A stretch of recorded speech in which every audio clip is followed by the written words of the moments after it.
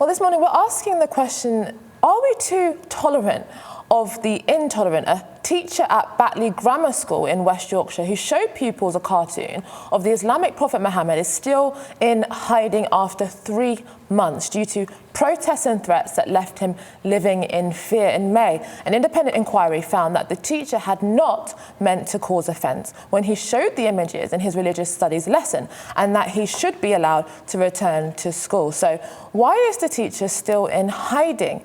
I guess, in my view, in a liberal democracy, should children in education be encouraged to engage in complex, difficult and sensitive topics? Should we be able to lampoon, challenge, criticise and offend all ideas? Or should religious sensibilities be given special protection? I mean, what do you guys think? I mean, obviously it's an incredibly sensitive subject, but the fact that the teacher who was found in an inquiry to have not intended to cause offence, and they said that he should return to school, is living in fear. I mean, how is this acceptable and how is this even possible in a liberal, free and open democratic society? I mean, absolutely no one should be living in fear, and you know, that sounds like that's absolutely a horrible situation. But I struggle to agree with the decision that the school took to show that image. We know how offensive that is. You know, it's completely banned in the Islamic religion to show any depictions of the prophet, and yet they chose to use it in a lesson about. In a religious education lesson, wasn't it? And I just think it was an unnecessarily provocative move to make in an area that has a very high proportion of practicing Muslims. We know how offensive it is. I know that I think that they flagged to the children beforehand that the image would be shown. But I think schools do need to be a slightly safe place, and there is a pastoral responsibility on schools not to show images that are so offensive to a community. But what I really worry about is how we take the most conservative interpretation of Islam and assume that that's the view of the majority of Muslims. Actually, it's really interesting. Kenan Malik in The Observer a couple months ago actually wrote a really fascinating article how there's actually a long history of showing images of the Prophet Muhammad in many sects in the Islamic community, such as in Pakistan, in Iran, in India, and actually this assumption that all Muslims are offended by this, and because of that we must change the behaviours that we do in a liberal democratic society. I really struggle with that. I just there's probably there are other ways to teach that lesson than to have to show the image. I mean, and I appreciate there's no such thing as a homogenous group, is there? There's not the Muslim community are not all united around a specific set of values. We see it with all communities. There is a diversity of view, but I just think this was such an obviously provocative and offensive thing to do, and I think there were ways to teach that lesson without the risk of invoking offence. But he obviously should. Death threats are unacceptable. Is the consequences, which is the teacher is too scared to come out of hiding, basically.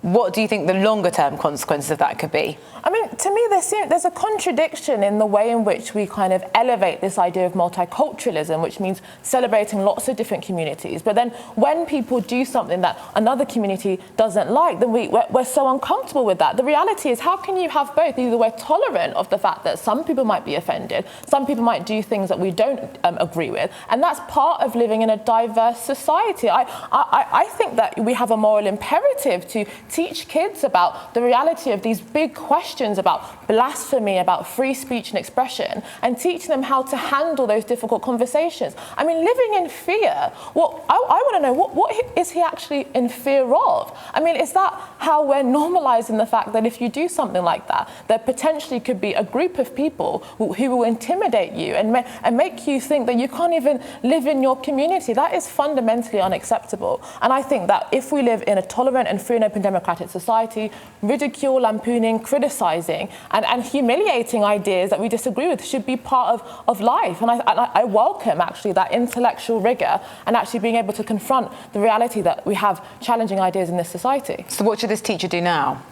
I mean, he's obviously taken this decision. You know, I think that, you know, we've been talking about on this show that politicians are intervening in the debate. I think that this is one thing. If there's a teacher who's living in fear, then this is something that they should be speaking much much more about. And I think they have a responsibility to make sure that the culture of education is open to a wide range of views, including obviously religious ideas. But when we have these kinds of debates and actually framing it as if this teacher somehow did something wrong by engaging students in difficult, complex ideas, I frankly just fundamentally disagree with it.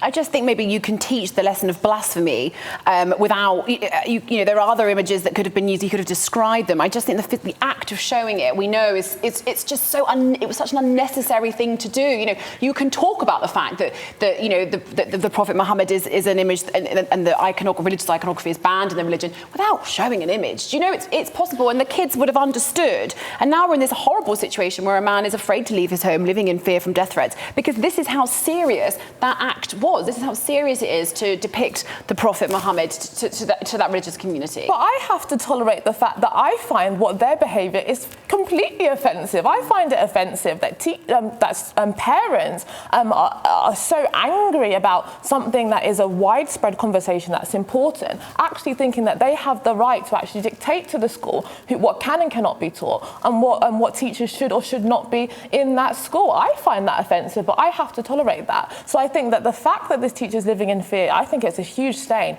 on the state of freedom of expression and actually standing up for that basic fundamental right in our society. So, yeah.